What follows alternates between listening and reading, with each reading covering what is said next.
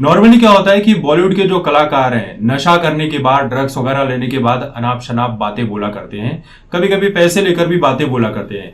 लेकिन कुछ कलाकार ऐसे हैं जो बुढ़ापे में एकदम से सटिया गए हैं। इसमें एक नाम नसीरुद्दीन शाह का भी है, जो बुढ़ापे में एकदम से ही सटक गए हैं। पहले तो जब से मोदी सरकार 2014 में आई है तब से इनका दिमाग फिर गया। इन्हें डर लगने लगता है, इन्हें डर लगता है कि कहीं गृह युद्ध ना छिड़ जाए और इन्हें देश छोड़कर जाना ना पड़े।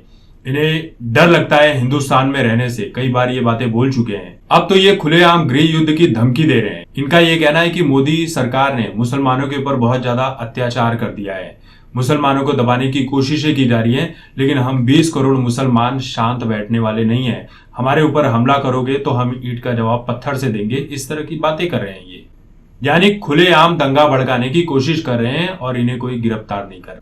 एक तो मुझे एक बात समझ में नहीं आती कि हमारे देश के मुसलमान भाइयों को ये क्यों लगता है कि मुगल जो थे वो इस देश में आकर इन्होंने कल्याण किया है, देश का, देश को बनाने का काम किया, वो बहुत महान थे। जबकि मुगल एक आतंकी थे, डकैत थे, लुटेरे थे। इस देश में आकर लूट मार की, लोगों को तबाह किया, बर्बाद किया, धर्म परिवर्तन कराया, मंदिरों को तोड़ा, हजारों मंदिरों को तोड़ दिया, लाखों लोगों को लाइन से खड़ा करके इनके सर कटवा दिए, बलात्कार जैसे काम किए, बहुत सारे काम किए। लेकिन उसके बाद भी मुगल मुस्लिम थे, इसलिए हमारे देश में बहुत सारे मुस्लिम सपोर्ट करते हैं, जो कि नहीं करना चाहिए।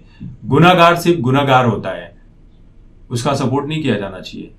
हर बात अपने धर्म के ऊपर क्यों लेकर चले आते हो? मुगलों की बात हो रही है, आतंकियों की बात हो रही है, तो उसे अपने आप से जोड़कर क्यों देखते हो? मतलब वो मुस्लिम है, कितना भी गलत कर ले तो आप सपोर्ट करोगे, क्यों? क्योंकि वो आपके धर्म का है। अब मैं ये बातें बोल रहा हूं तो बहुत सारे लोग बोलेंगे कि देखो ये मुस्लिमों के खिलाफ बोल रहा है, जबकि मेरे खुद के कई दोस्त मुस्लिम है। मैं मुस्लिमों के खिलाफ नहीं बोल रहा हूं, मैं उस चीज की बात बोल रहा हूं जिसके चलते आप अपने आप को बहुत संकुचित समझ रहे हो। जो डर नसीरुद्दीन शाह दिखा रहे हैं वही डर आप भी जीने का काम कर रहे हो उसी में।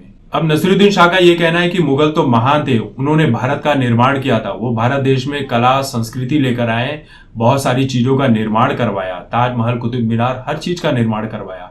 मुगल तो रेफ्यूजी थे, वो यहाँ पर आकर देश का उद्धार करके चले गए।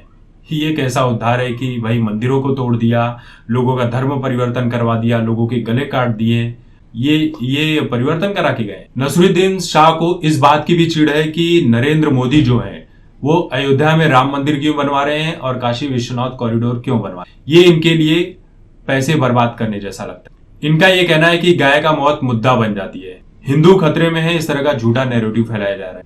देखिए नसीरुद्दीन शाह का दर्द इस बात के लिए भी, इनका ये कहना है कि कांग्रेस की सरकार में इन्हें बहुत काम मिला करता था फिल्मों में, लेकिन मोदी सरकार में इन्हें किसी भी फिल्म में काम नहीं मिल रहा, बस साइड रोल मिल रहे हैं।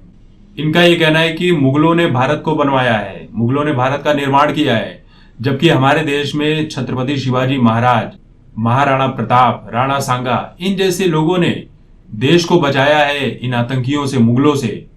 औरंगजेब जिसने अनगिनत मंदिर तोड़े, धर्म परिवर्तन कराए, उसके बारे में कोई बुरा कहता है तो नसीरुद्दीन शाह कहते हैं कि इन्हें बहुत बुरा लगता है, ये इनसे बर्दाश्त नहीं होता है।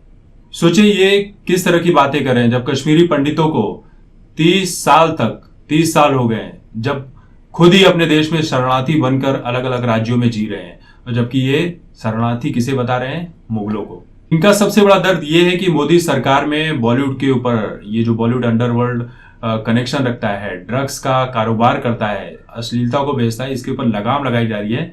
तो इन सब बातों से नसीरुद्दीन शाह को बहुत चिढ़ है, और बॉलीवुड में बहुत सारे लोग को, पूरे बॉलीवुड को चिढ़ है इन बातों से। बुढ़ापे में इनका पैर कब्र में लटका हुआ है, लेकिन धमकी दे रहे हैं कि मुसलमान शांत नहीं रहेगा। हिंदू और मुसलमान में दंगे भड़काने का काम कर रहे हैं।